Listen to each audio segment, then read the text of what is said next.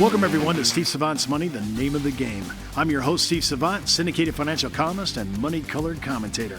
On today's show, the math and science of optimal planning, part one in our series on optimizing your retirement plan with nationally recognized retirement expert and certified financial planner, Chris Jacob. Welcome to the show, Chris.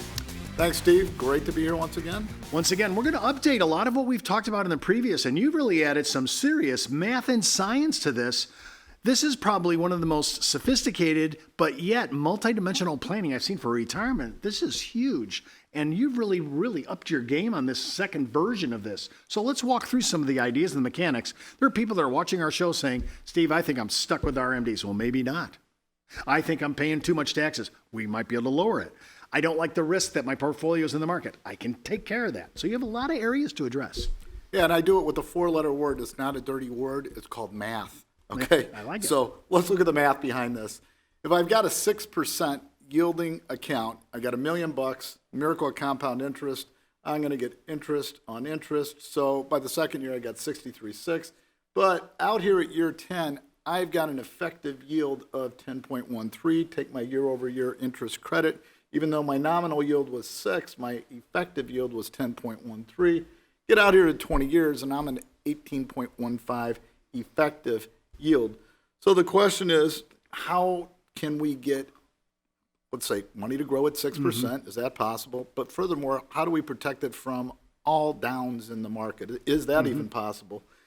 Well, it really depends upon if you're philosophically aligned with what we're talking about here, which is what is the relationship between CDs, bonds, and equities, and will the government, through fiscal and monetary policy, keep that equilibrium the same? Meaning, what's the 1 year certificate of disappointment getting you these days? maybe 1%.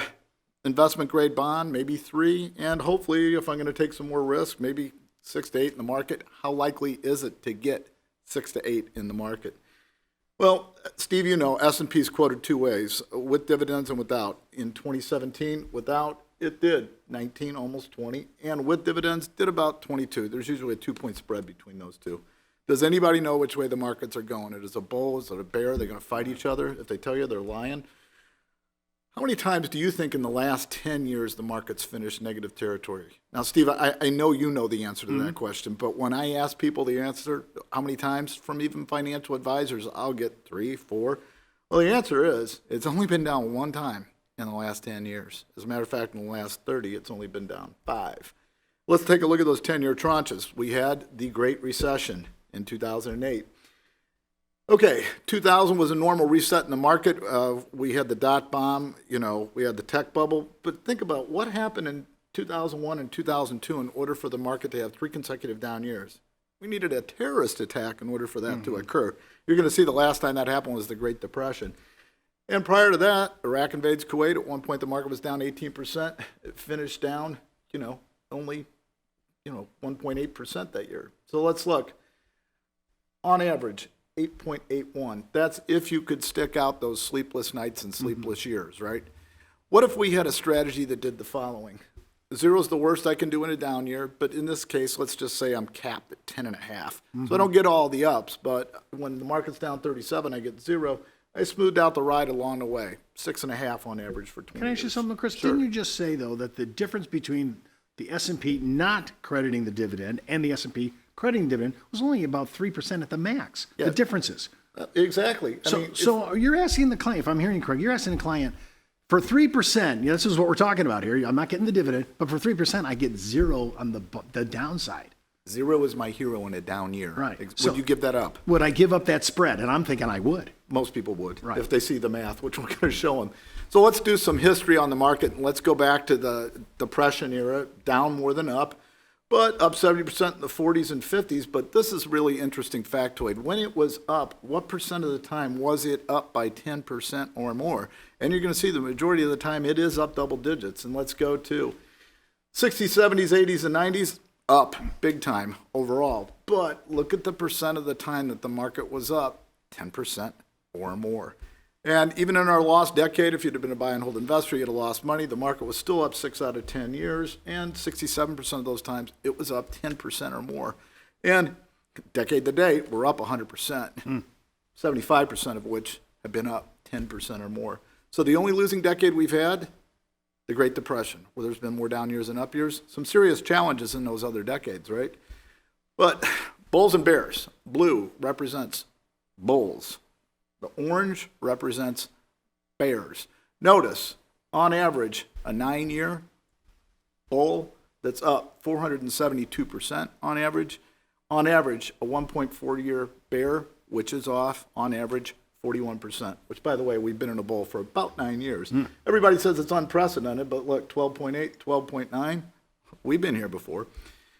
I really like this. This just shows across the top percent of time the market's been up or down in these 10-year tranches. Let's go out for 70 years. Market's been up 80% of the time, down 20% of the time.